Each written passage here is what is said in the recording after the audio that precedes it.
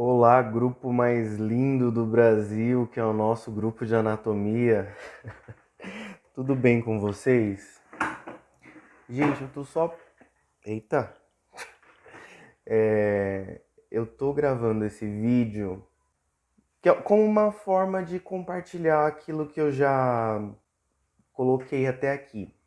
Eu tava conversando com algumas pessoas e, claro que algumas já têm alguma outra visão e algumas coisas para acrescentar que eu achei muito legal. Eu vou passar o que eu digitei, o que eu trouxe até aqui, né?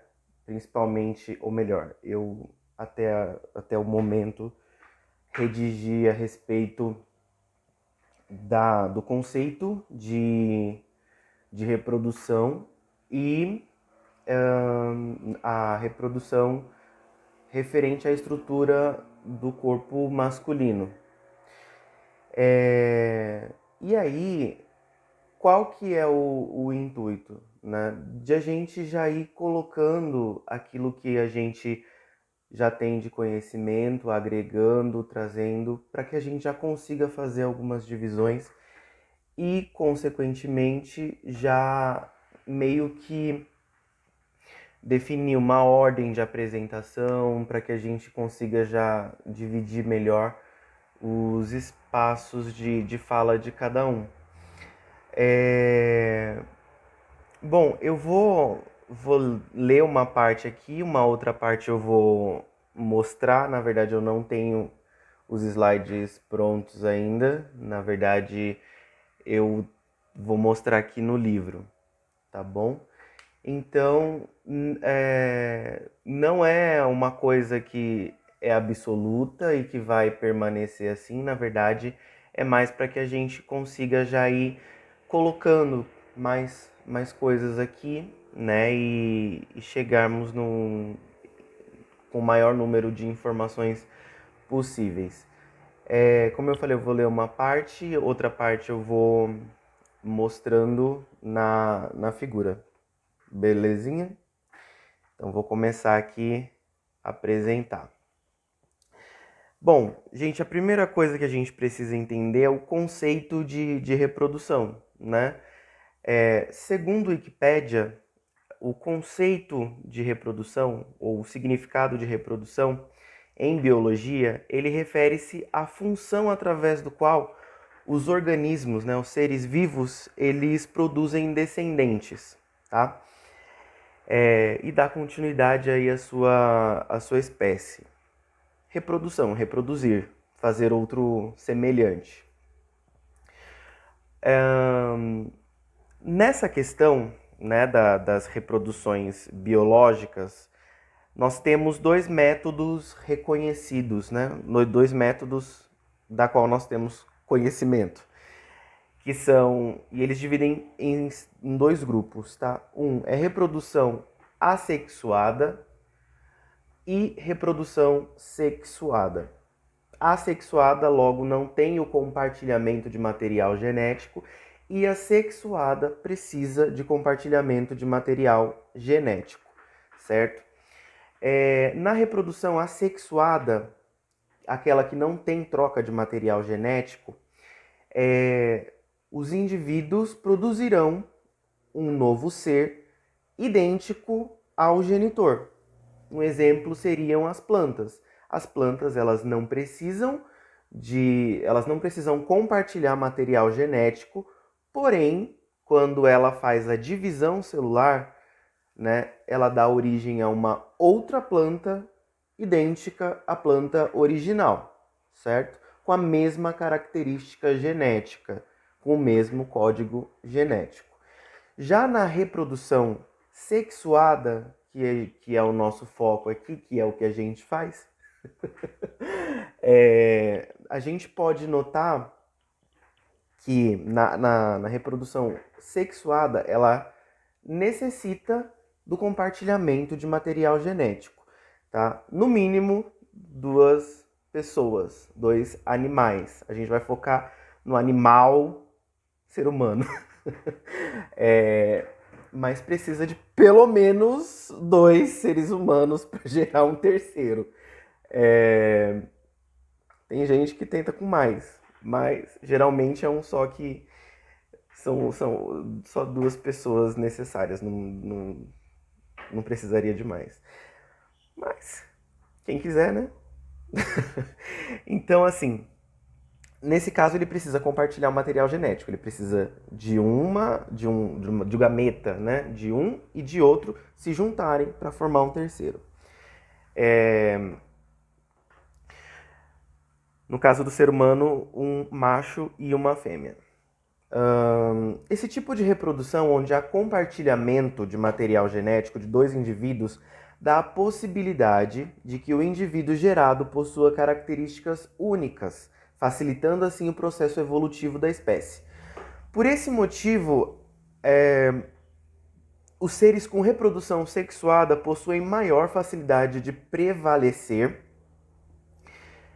mesmo em ambientes inóspitos, pois tem a possibilidade de evoluir com algumas particularidades que ao longo dos séculos pode fazer alguma diferença.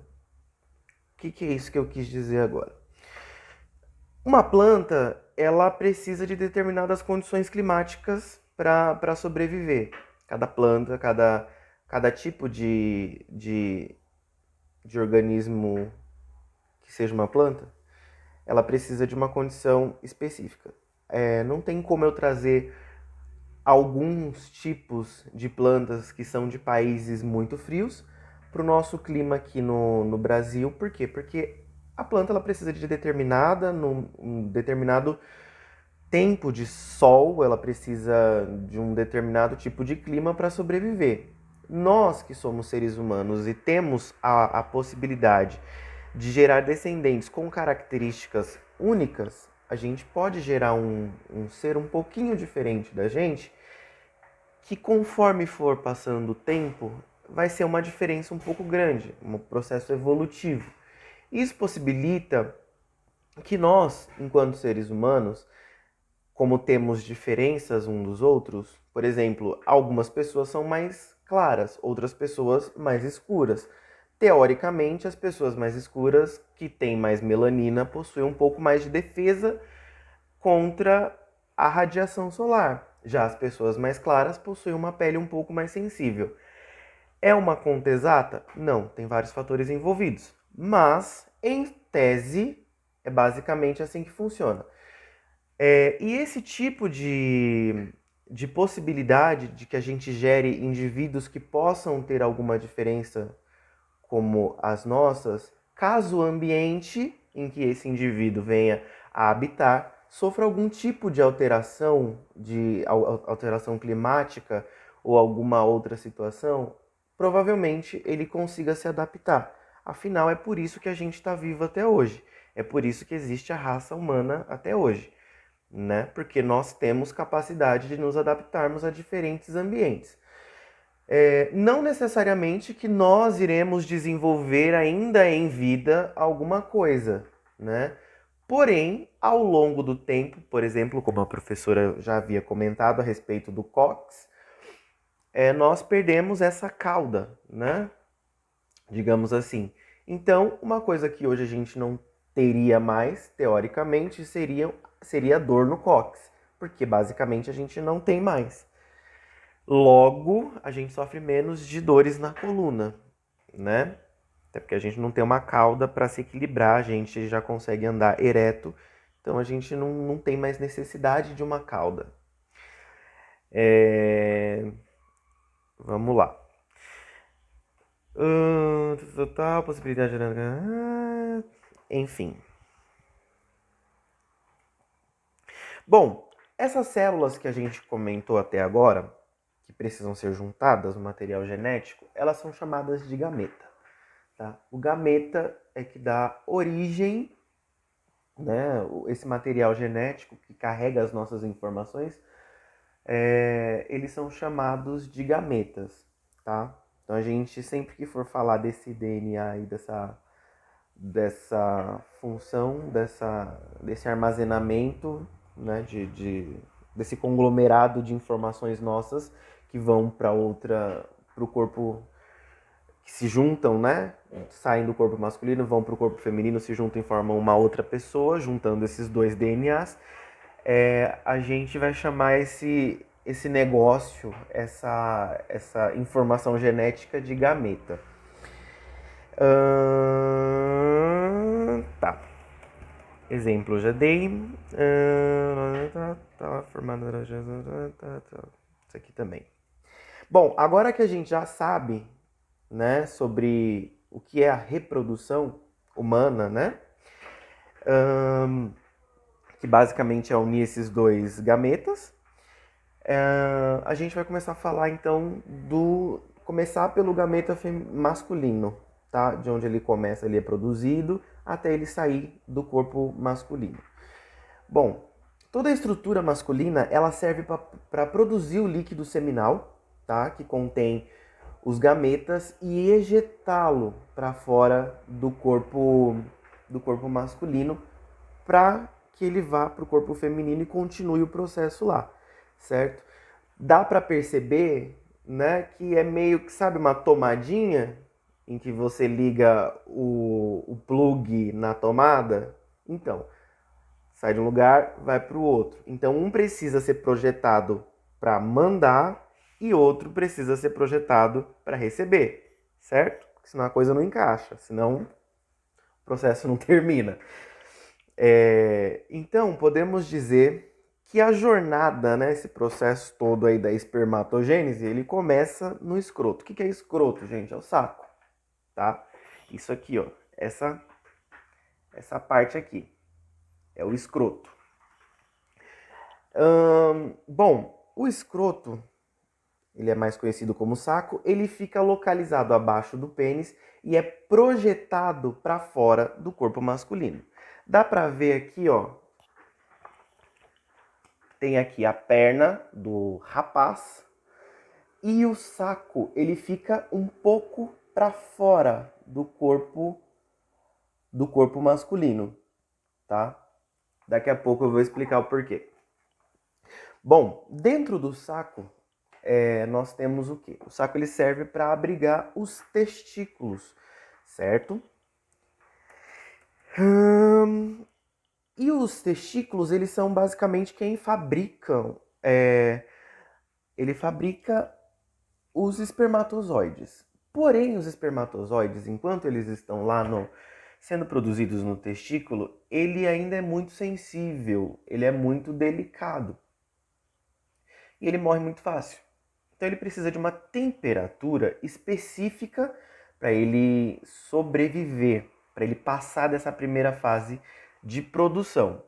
E essa temperatura que ele precisa é de geralmente uns 3 graus, 2 a 3 graus a menos do que a temperatura corporal, que é de 36 ponto alguma coisa, 36,6, 36 ponto... antes de 37. Então, basicamente, ele precisa ficar ali em torno de uns 32, 33 graus. Por isso que o saco ele é projetado, tá? Tem a perna aqui do indivíduo e ele fica projetado aqui para fora.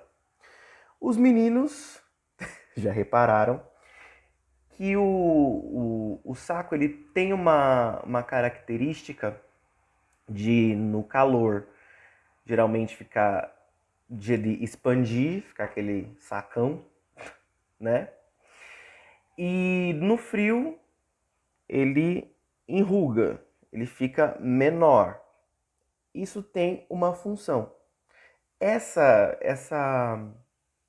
expansão e retração serve para aproximar o testículo do corpo humano ou... Dega deu uma pausa aqui, desculpa aí. Então, assim, ele tem essas duas, essa função. E essa função, ela serve para controlar a temperatura do espermatozoide, tá? Funciona ali como uma proteção. Quando tá mais frio e precisa esquentar, manter a temperatura quente do espermatozoide, do testículo que vai produzir esse espermatozoide, ele enruga, diminui, e ele fica mais próximo do corpo humano, mais quentinho, fica lá protegidinho do frio. Por isso fica pequenininho no frio. Já no calor, onde ele precisa ficar um pouco mais frio que o corpo humano, né? Que ele precisa se manter um pouco mais afastado, e aí ele expande. Então fica aquele sacão, né? Justamente por isso. Esse processo se chama extração e... Extração? Que extração, meu Deus do céu. Retração e expansão. Enfim. Bom, como eu já dei um spoiler aqui para vocês de que dentro do saco ficam os testículos, né? Então, vamos falar dos testículos. Dentro do saco ficam os testículos que são 2, né? Normalmente 2. O correto é 2. Neles são produzidos os espermatozoides. Dentro do testículo existe uma espécie de tubo, certo? O espermatozoide vai ser produzido e percorrer um tubo dentro do ovo, do testículo. Deixa eu mostrar para vocês aqui. Ó, isso aqui é o saco, certo? Esse aqui é o testículo e isso aqui são os tubos seminíferos, que são dentro, tubos seminíferos, desconsidera isso, tá? Mas isso aqui é onde é produzido o espermatozoide. Esses tubinhos aqui são bem pequenininhos mesmo, porque eles cabem dentro do testículo. E... Espera ainda. Pronto. Esses tubos, quando eles são retirados do corpo humano, eles chegam a medir 5 metros de comprimento, tá? Realmente ele é bem extenso. E a gente vai ver que o espermatozoide, pelo menos dentro do corpo humano, ele anda muito. É um caminho grande, é daqui pro Brás. E eu moro em Itapevi. Bom, quando a gente tira esse tubinho, né, do corpo humano, não é legal fazer isso com pessoas vivas, tá? Senão essa pessoa viva vai perder a capacidade de gerar outra pessoa viva e não vai ser legal. Quando a gente tira do corpo humano, ele chega a medir 5 metros de comprimento. Porém, os espermatozoides, quando eles saem, quando eles, né, percorrem todo esse caminho aqui e eles saem daqui, eles ainda não estão completamente prontos para a vida fora do corpo, tá? Eles são criancinhas ainda.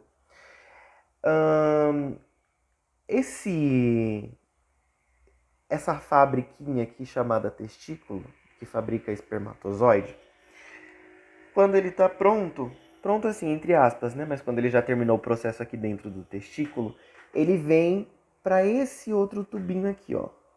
Essa estrutura em forma de vírgula, que ela fica na parte superior do testículo. Isso aqui se chama epidídimo. Esse carinha aqui, ele vai ser responsável por amadurecer os espermatozoides. Ele consegue armazenar os espermatozoides aqui por aproximadamente 14 dias. É tempo.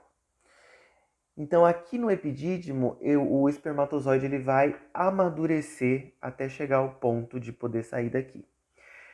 Quando que ele vai sair daqui? Quando o homem ejacular, tá?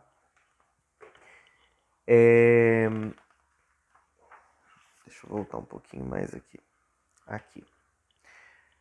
Vendo aqui de uma forma um pouco mais complexa, né, mais completa, aqui é o testículo. O espermatozoide sai daqui, vai para o epidídimo, e aqui no epidídimo ele é armazenado para ser maturado, vamos dizer assim, tá? Para atingir a maioridade. Quando é feito, né, quando o homem ejacula, aí ele segue o caminho dele, tá?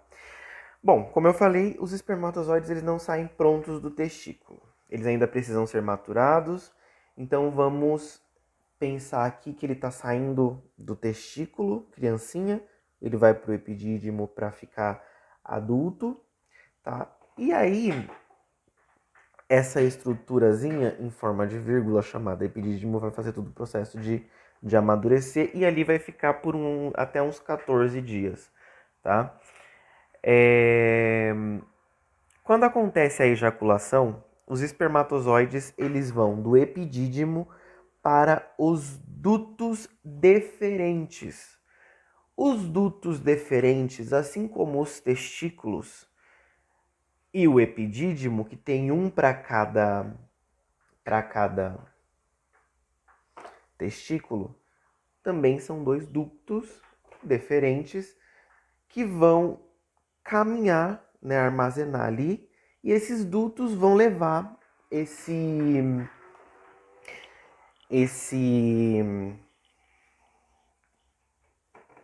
espermatozoide para a próstata.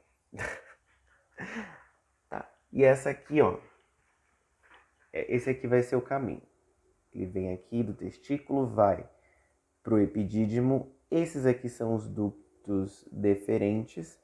Eles vêm aqui para a próstata e vêm aqui para a vesícula seminal. Tá? Eles passam pela próstata, ainda não entram na próstata. E aqui, ó, que é quase atrás da... Ou melhor, gente, isso aqui é a bexiga, tá? A próstata é essa aqui, eu tô falando errado. Essa aqui, ó, é a vesícula seminal. Para que ela serve? A vesícula seminal, ela produz... Deixa eu só ver se é isso mesmo. Glândula seminal. Ó, deixaram mistura-se com fluido. Tá. Ela produz um líquido, uma... Como eu posso dizer? Só um minuto. Tá. A vesícula seminal ou glândula seminal, ela produz um líquido um pouco mais espesso, tá? É aquela consistência de gel cola. Já usaram gel cola? Aquele que gruda o cabelo. É que eu, ó, quase não tenho mais cabelo, então não uso mais. Mas quando eu era adolescente, eu usava muito, porque eu tinha cabelo. Essa vesícula, ela produz essa espécie de... esse líquido bem espesso para se misturar com os espermatozoides, tá? Por quê? Ela vai formar uma espécie de... Ela misturada ali Gente, essa porta tá fazendo uns barulhos que eu tô achando que tem fantasma aqui em casa. Tô com medo. Então... Tá. Produzindo esse líquido espesso, tá? Pra que ele vai servir? Para os meninos um pouco mais... Como eu posso dizer? Hardcore. Já fizeram aquela coisa de ejacular na parede. Não já? Deixa eu mostrar aqui pra vocês. Não vou mostrar. Não, gente, calma. Não se assustem. Quando a gente ejacula na parede, o que faz? Gruda. Depois de alguns segundos, o que acontece? Começa a escorrer. Começa a ficar um pouco mais líquido. Já perceberam? Primeiro gruda, cola, depois ele derrete. Para que essa vesícula seminal produz isso daí? Ela produz para que quando todo esse processo ejaculatório funcione, esse líquido vá para dentro do útero e grude lá, não volte, certo? Depois, quando ele grudou lá, aí ele começa a escorrer e liberar os espermatozoides, para os espermatozoides irem em direção às tubas uterinas e fecundarem o óvulo. Mas para isso, se fosse uma coisa muito líquida, escorreria muito antes do tempo que deveria. Então, a vesícula seminal, ela produz esse líquido justamente para que ele vá em direção ao fundo do útero, certo? um jato que vai para o fundo do útero lá na frente, grude na parede uterina e não saia dali tão rapidamente, para que ele vá derretendo e indo em direção para onde ele tem que ir, certo? E também, eu não sei se vocês já perceberam, acho que já perceberam, é uma substância um tanto oleosa, né? Que não se mistura com a água, que é difícil de lavar. Então, é para isso que ela tem essa estrutura, tá? Uma estrutura um pouco mais pegajosa para que ele grude lá. E quem produz isso daí são a vesícula seminal ou glândula seminal, tá? Da glândula seminal chega na próstata, né? Que aí tem a vesícula, tem aqui a bexiga, atrás da bexiga fica a glândula seminal e aqui embaixo, ó, tá vendo? Ó, vem aqui o espermatozoide, vai para cá e vem para a próstata. Aqui ele já formou aquela colinha que eu falei e aí ele vem para cá, para a próstata. Para que serve a próstata? A próstata, ela produz também uma outra substância, algumas enzimas que fazem o papel de ativar os espermatozoides. Os espermatozoides, eles vêm meio que desligados, né? Como um computador, esse aqui, ó. Aí, o que que acontece? A próstata vai lá e aperta o botão, libera um líquido lá que aperta o botão que liga os espermatozoides. Aí eles começam a funcionar. E aí eles conseguem, né, com o flagelo dele, chegar até o caminho que eles têm que chegar. Quem faz essa ativação, quem ativa o Windows do espermatozoide é a próstata, que produz um composto rico em proteínas que faz essa ativação para alimentar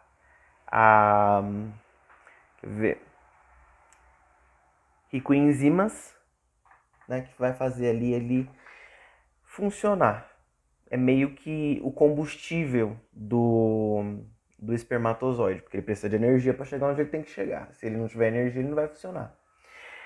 Bom, chegando na próstata, aí ele vai se unir no canal da urina, a uretra, né? Ele vai sair pelo mesmo lugar que a urina, diferente da mulher que tem um canal para urina e um outro lugar exclusivo para fecundação, né?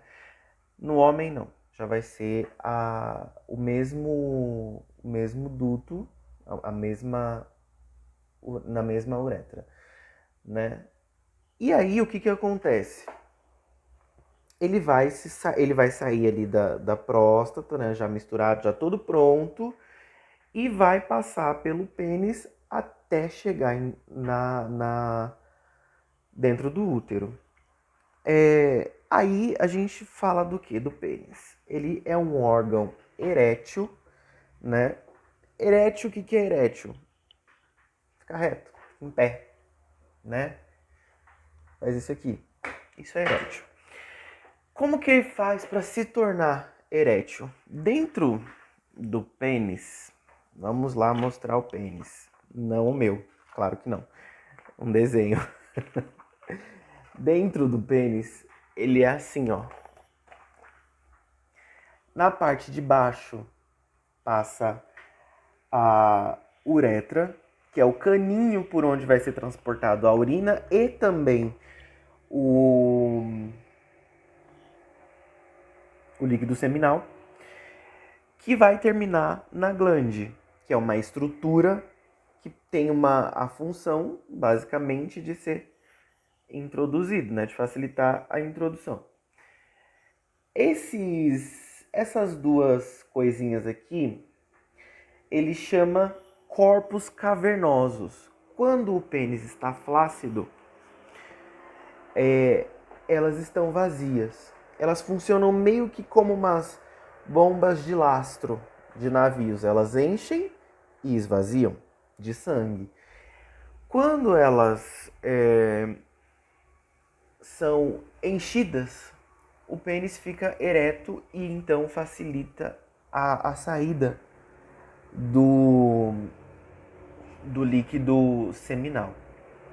e também torna possível a introdução na vagina, na, no útero, né? Então, é essa função de ficar ereto. E ele vai se encher, vamos dizer assim, vai completar esses corpos cavernosos com sangue para que ele fique ereto e consiga penetrar a, a vagina. E aí, depois de terminado o processo, é feita a ejaculação, ele percorre todo esse caminho, o espermatozoide vai grudar lá na parede do útero, e aí uma vez lá na parede do útero, se tiver tudo certo, aí o processo continua. Certo? Mas eu ainda não estudei a parte feminina. Então, prezados, é isso que eu estudei até agora. Me desculpem a forma louca de apresentar, mas eu sou meio doido da cabeça mesmo. E eu gosto de ser doido. Acho que é natural. Pelo que eu tô vendo, acho que é natural isso na Uninove, né? Pelo menos pelos professores, acho que é tudo meio ruim da cabeça, igual eu. Então é isso, meus amores da minha vida. Um beijo pra vocês. É isso que eu estudei. Vamos começar a juntar os nossos conteúdos para que a gente consiga já ir, né, dividindo as partes que a gente vai falar e adiantando o nosso trabalho, porque a gente não sabe como que vai ser exatamente depois desses finais de semana. Pode ser que a nossa apresentação vá lá para frente, ou pode ser que a professora coloque mais grupos para apresentar no mesmo dia, então seria legal a gente já estar com a nossa apresentação um pouco mais adiantada. Eu sei que muita coisa eu não falei, até porque eu conversei com alguns coleguinhas e eles colocaram bastante outras coisas. E eu também queria ouvir essas outras coisas que os nossos colegas colocaram para a gente ir adicionando, né?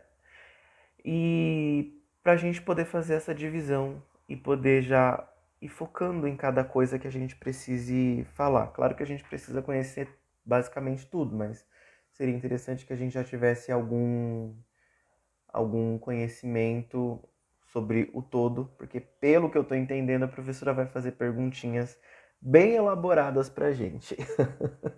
Então, pessoal, é isso. Ó, meu grupo do coração. Amo vocês. Até mais.